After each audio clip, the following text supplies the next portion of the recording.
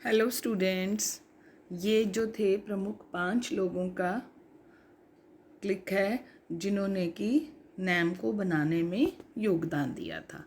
Students, यही हमारा chapter है India's foreign relations, external relations, दूसरे देशों के साथ जो हमारे संबंध हैं।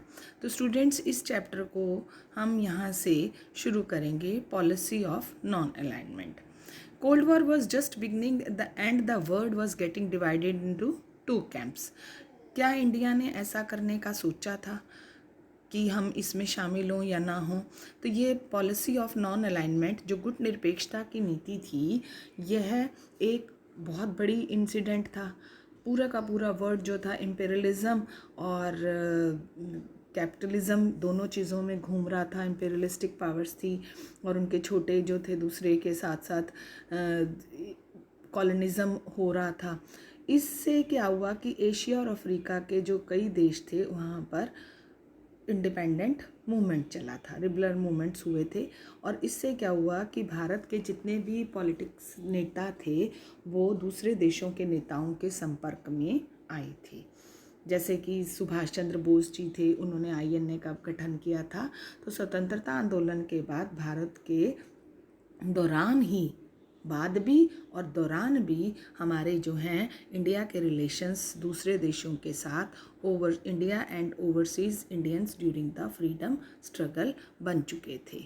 उसके बाद policy of a nation reflects, एक देश की जो नीति है वो उसके बाहर के इंटरनल सारे कामों से एक उसकी पिक्चर मिलती है। और भारत का जो स्वतंत्रता आंदोलन था, जिन विचारों से प्रेरित था, उसका असर भारत की विदेश नीति पर भी पड़ा था। लेकिन भारत को जिस वक्त आज़ादी मिली उस टाइम साइमल्टेनियसली वर्ल्ड के अंदर कोल्ड वॉर का समय भी शुरू हो चुका था।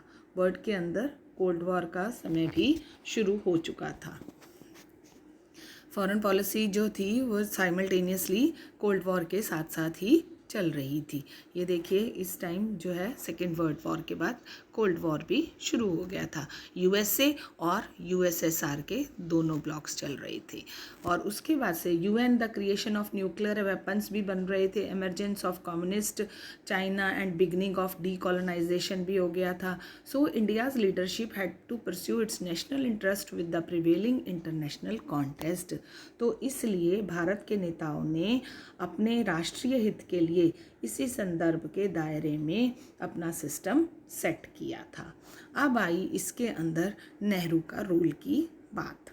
नेहरू जो रोल था वो first prime minister of India थे और उन्होंने इस तरीके का नेशनल एजेंडे को सेट करने के लिए एक क्रूशियल रोल, इम्पॉर्टेंट रोल, निर्णायक की भूमिका निभाई थी। He was his foreign minister, वो खुद थे अपने समय में विदेश मंत्री थे प्रधानमंत्री के साथ साथ। 46 से लेकर 64 तक उन्होंने जो फॉरेन पॉलिसी थी उसकी क्रिएशन और उसको इम्प्लीमेंटेशन पर बहुत ज़्यादा डीप इफ़ेक्ट्स डाले थे। इसके साथ साथ उनकी जो पॉलिसी थी उसके 3 मेजर ऑब्जेक्टिव्स थे। क्या थे? 3 major objectives of Nehru's policy. कौन कौन से जी? टू मेंटेन सॉवरेंटी, रिलीजन जो है रीजन में foreign, promote rapid economic developed करनी है, प्रोटेक्ट टेरिटोरियल इंटीग्रिटी। और नेहरू चाहते थे दीज ऑब्जेक्टिव्स को strategy of to achieve these objectives through the strategy of non-alignment. There were, of course, parties and groups in the country that believed that India should be more friendly with the bloc led by US. कई लोग बड़ा तमन्ना थी कि भी हमारे देश के नेताओं की कि भाई जो इंडिया है उसको तो अमेरिका का नेतृत्व या अमेरिका का संरक्षण प्राप्त कर लेना चाहिए प्रो डेमोक्रेसी के लिए। Among those who thought on these liners were leaders like Ambedkar. Some political parties which were oppose to communism also wanted India to follow a pro US foreign policy. वो लोग नहीं चाहते थे। साम्यवाद के कुछ विरोधी राजनीतिक पार्टियां भी चाहती थी। कुछ लोग कम्युनिस्ट पार्टी की जो कुछ हमारी ऑपोजिशन वाली थे वो भी चाहते थे कि भारत जो है अपनी नीति अमेरिका के साथ ही बना कर रखे। ऐसे टाइम में भारतीय जनसंघ और स्वतंत्र पार्टी जो थी वो आगे आ रही थी, लेकिन इसमें क्या हुआ, नेहरू ने पोजेस्ड कंसिडरेबली लीवे इन फॉर्मुलेटिंग फॉरेन पॉलिसी। सब से उन्होंने अलग रखा और एक नई रखी सिस्टम। क्या किया, distance from these two camps. क्या किया, distance from these two camps. Foreign policy of Indian independent vigorously pursued the dream of a peaceful world by advocating the policy of non-alignment, by reducing Cold War tensions, and by contributing human resources to the UN peacekeeping cooperation operations के साथ। You might ask why India did not join either of the two camps during the Cold War। क्यों नहीं join किया India ने? Because India wanted to keep away, दूर रहना चाहता था military alliances led by US and Soviet Union against each other। As you read in the book contemporary world politics का जो हमारा पहला चैप्टर था कोल्ड वॉर, और उसमें हमने नाटो वगैरह के बारे में भी पढ़ा, वारसा पैक्ट के बारे में भी पढ़ा। तो इंडिया शुरू से ही नॉन अलाइनमेंट मूवमेंट के साथ था कि किसी भी ग्रुप में शामिल नहीं होना। डिफ़िकल्ट बैलेंसिंग एक्ट था, बड़ा मुश्किल था इस प्रकार से बनाकर रखना। लेकिन 1956 में ब्रिटेन ने स्वेज जो कैनाल थी उसके मैटर पर लेकर इजिप्ट पर आक्रमण किया। तो इंडिया ने क्या किया कि India lead the world protest against this new colonial invasion. What do you mean by new colonial? कि जो अभी अभी देश आज़ाद हुआ, छोटा सा देश, और वो अभी उपनिवेशवाद से अलग हुआ, उसकी सार्वजनिक स्तर पर पूरे वर्ल्ड में उसकी निंदा की और इनको हेल्प करने के लिए बात की। उसके बाद while India was trying to convince the other developing countries, Bharat अभी बाकी विकासशील देशों की गुट निरपेक्षता नीति के बारे में अभी बता ही रहा था, लोगों को कन्विंस कर रहा था, देशों को, लोग नहीं, कंट्रीज को। तो साइमल्टेनियसली पाकिस्तान ने अमेरिकी नेतृत्व वाले सैन्य संगठन की शरण ले ली। वहाँ से क्या हुआ, 1950 से भारत अमेरिका के संबंधों में गड़बड़ शुरू हो गई, खटास आ गई। अमेरिका सोवियत संघ से भारत की बढ़ती हुई दोस्ती को भी लेकर नाराज़ था। यहाँ देखिए इंडिया यूएस रिलेशनशिप जो थे ड्यूरिंग द 1950s होते चले गए। यूएस ऑल्सो रिजेंटेड, नाराज़ था India's growing partnership with Soviet union, क्योंकि शुरू से ही विश्व में एक बात थी कि भारत तो सोवियत यूनियन का ही एक पार्ट है। You have studied, last chapter में पढ़ा strategy of planned economic development जो इंडिया ने अपनाई थी। अब स्टूडेंट्स आपके पास जो बुक्स हैं उसमें Afro Asian unity has been related, peace and conflict with China, ये हमारा नेक्स्ट टॉपिक है। इंडिया के रिलेशनशिप पाकिस्तान के साथ तो पता ही है, फ्री इंडिया ने अपने रिलेशनशिप चाइना के साथ भी बड़ी एक मित्रवत रखे। आपने शायद ये सुना भी होगा नारा, हिंदी चीनी भाई भाई। और चीन के अंदर 1949 के अंदर एक रेवोल्यूशन हुई। इस रेवोल्यूशन के बाद भारत और चीन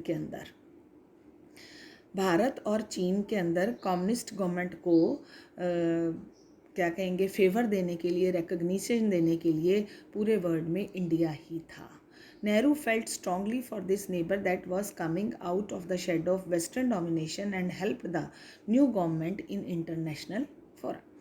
सम of his colleagues, Nehru ji के कई कुलीग्स ऐसे थे जैसे सरदार वल्लभ भाई पटेल, उनको लगता था कि चीन जो है क्रूशियल रोल प्ले करेगा और कोई भारत पर अटैक भी कर सकता है, और उन्होंने नेहरू जी को इससे दूर रहने के लिए कहा था। लेकिन नेहरू सोच रहे थे कि भारत पर तो चीन कभी आक्रमण कर ही नहीं सकता, नेवर इट कैन बी, और दूर दूर तक कोई पॉसिबिलिटी नहीं है। और बहुत दिनों से भारत की चीन से लगती सीमाओं पर सेना की बजाय अर्धसैनिक बल जो थे, Chinese border was guarded by paramilitary force, not military force, paramilitary force जो थी वो उसके ऊपर केयर कर रहे थे, देखभाल कर रहे थे। दी जॉइंट एन्यूशन ऑफ शांतिपूर्ण सह अस्तित्व के जो कॉपरेशन थी, 5 principles of peaceful coexistence के जो थे, Indian prime minister Nehru and Chinese prime minister Zhou Enlai ने 29 अप्रैल 1954 में दोनों ने हस्ताक्षर किए थे। दोनों के बाद बहुत अच्छे कॉर्डियल रिलेशंस थे और इस जो है सिग्नेचर्स करने पर तो उसके बाद और एस्टेब्लिश हो गए। एक दूसरे के कंट्रीज़ में आना जाना था और बहुत ज़्यादा greeted by large and friendly crowds इनका स्वागत करती थी। यहाँ के लोग वहाँ जाते थे या चाइना से आते थे तो बहुत अच्छा सिस्टम चल रहा था। अब आप देख रहे हैं आजकल की भी गलवान घाटी इंसिडेंट को भी देख रहे हो और आपको पता भी चल रहा है कि क्या क्या कुछ करता है चीन। तो इस दौरान चीन ने क्या किया, चीन का जो था इसने चाइना ने आक्रमण कर दिया 1962 में। चीन के साथ भारत के इस रिश्ते में दो कारणों से खटास आई। बड़े अच्छे फ्रेंड रिलेशन चल रहे थे लेकिन एक दो प्रॉब्लम्स आ गई। 1950 में एक छोटा सा देश है हमारा पड़ोसी तिब्बत, चीन ने उस पर कब्जा कर लिया और दोनों के बीच में जो एक हिस्टोरिकल बीच में राज्य था वो ख़त्म हो गया। शुरू में तो भारत सरकार ने इसका बहुत अधिक विरोध किया। In the did not oppose, शुरू में खुले रूप से नहीं किया, लेकिन तिब्बत की संस्कृति को, जो कल्चर ऑफ तिब्बत थी, उसको ये चाइना ख़त्म कर रहा था। इससे भारत परेशान हो गया, अनईजी हो गया। और फिर बाद में क्या हुआ, जो तिब्बतन स्पिरिचुअल लीडर थे दलाई लामा, उन्होंने भारत से शरण मांगी। उन्होंने कहा कि हमें जो है इंडिया में obtain political asylum in India 1959, और उन्होंने भारत ने दे दी कि चलो आ जाइए। चीन जो है एक आरोप लगाया कि चीन जो इंडिया है, that the government of India was allowing anti China activities, चीन विरोधी गतिविधियों को हवा दे रहा है। इससे पहले भी भारत और चीन के बीच में एक प्रॉब्लम हुई थी, बॉर्डर पे ही हमेशा से होता रहा है, और जिसको कि मैटर को ब्रिटिशर्स के टाइम ख़त्म किया जा चुका था, लेकिन फिर भी चीनी गवर्नमेंट का ये कहना था कि ये तो हम नहीं मानते इस फैसले को, और फिर वही बॉर्डर लाइन थी। और भारत के दो एरियाज़, जम्मू कश्मीर के लद्दाख वाला हिस्सा और अक्साई चिन और अरुणाचल प्रदेश में अपना अधिकार बना के बैठ गया था। नेपाल और अरुणाचल प्रदेश की साइड जो है, नॉर्थ वेस्टर्न प्रांत जो थे, 57 से 59 के बीच चीन ने अक्साई चीन पर कब्जा किया हुआ था। इससे क्या हुआ कि एक सड़क बनाई गई और दोनों देश के नेताओं के बीच में काफ़ी लंबी डिस्कशंस हुई, लेकिन इन डिस्कशंस को सुलझाया नहीं जा सका और कहीं ना कहीं आपस में सीमा पर, बॉर्डर पर आक्रमण भी होता रहा, छुटपुट घटनाएं भी होती रही। आपने अपने चैप्टर फर्स्ट में क्यूबन मिसाइल क्राइसिस भी पढ़ा था, जिसमें कि पूरे वर्ल्ड में दो शक्तियों के बीच में आपस में प्रॉब्लम्स होती रही थी। तो इससे क्या हुआ कि 1962 के आसपास, उसी का ही परिणाम बता रही हूँ मैं, 1962 के आसपास चीनी सेना ने अरुणाचल प्रदेश के एक बहुत बड़े हिस्से पर कब्जा कर लिया, और उसका जो नेक्स्ट पार्ट था किसका, आक्रमण का, नवंबर में शुरू हुआ। भारतीय सेना ने चीन की बढ़त रोकी, लेकिन पूर्व में चीनी सैनिक आगे बढ़ते चले गए। चाइनीज़ जो थे advances in on the western front in Ladakh बढ़ते जा रहे थे। Troops withdrew to there were before the invasion began. उसके बाद क्या हुआ, चीन युद्ध से भारत की छवि और देश और विदेश दोनों ही जगह हमारी जो है रेपुटेशन खराब हो गई। India's image at home and abroad, India had to approach the American and the British for military assistance to tide over the crisis. अब देखिए, हर कोई अपनी रक्षा के लिए अपने पास जो है कुछ ना कुछ सैन्य मदद तो चाहेगा ही, तो भारत ने अमेरिका और ब्रिटेन दोनों से ही हेल्प की मांग की। सोवियत संघ जो था, सोवियत यूनियन रिमेड न्यूट्रल रहा इस समय की। और फिर नेशनल ह्यूमिलेशन भारत को बहुत ज़्यादा फील हुई स्वाभिमान पर, और इसका ह्यूमिलेशन का परिणाम क्या निकला कि कुछ ऐसे कमांडर थे आर्मी के जिन्होंने तो रिज़ाइन ही कर दिया, और उस टाइम के रक्षा मंत्री जो थे वीके कृष्णा मेनन ने भी मंत्रिमंडल छोड़ दिया था, leave the cabinet. Nehru's own और नेहरू की खुद की छवि भी बड़ी ख़राब हो गई कि भी चीन के इरादों को पहले नहीं भांप सके, और नेहरू जी की बड़ी आलोचना हुई। सरकार उनके साथ खिलाफ जो है अविश्वास का नो कॉन्फिडेंस मोशन लाई। आप देखते होंगे अभी भी जो रिसेंटली गलवान घाटी इंसिडेंट हुआ तो न्यूज़ में देखा होगा बार बार कि 1962 वाला जो है वो अब हम उस बात को दोबारा दोहराएंगे नहीं, क्योंकि चीन तो शुरू से ही हमारी पीठ में छुरा घोंपता है। Political mood of the country had begun to change. उसके बाद स्टूडेंट्स क्या हुआ, the Sino Indian conflict affected the opposition को भी प्रभावित किया, और जो चीन और सोवियत यूनियन के बीच में आपस में जो प्रॉब्लम्स हो रही थी कम्युनिस्ट पार्टी ऑफ इंडिया की, वो भी कई पार्टियों ने स्वीकार की, और हमारे देश की कुछ पार्टियां, राजनीतिक दल जो थे इसके पक्ष में भी थे कम्युनिस्ट के, और कुछ अगेंस्ट भी थे, लेकिन धीरे धीरे सब अगेंस्ट होते चले गए थे। और इसका नतीजा क्या हुआ कि हमें ऐसे लगने लगा कि जो हमारे नॉर्थ ईस्टर्न स्टेट्स हैं वो भी अलग हो रही हैं, और चीन जब चाहे उनके ऊपर आक्रमण कर देता है तो उनको भी भारत की जो है एकता में लेके आना है, भारत के नेशनल इंटीग्रेशन में लाना है। और ये जबकि is to make these countries in this, ये it was very difficult. So students, चीन युद्ध के तुरंत बाद इस इलाके की नई तरतीब में ढालने की कोशिश शुरू की गई। नागालैंड को भी एक प्रांत का दर्जा दिया गया, मणिपुर और त्रिपुरा को भी एक अलग स्टेट्स बनाया गया। तो ये हमारी चीन के साथ कहानी थी। उसके बाद अगला हमने पढ़ना है रशिया, अमेरिका और इज़राइल, जो मैं आपको अपनी नेक्स्ट वीडियोज़ में भेजूँगी। Students, please go through with all these videos and do properly these contents. Thank you. Have a nice day.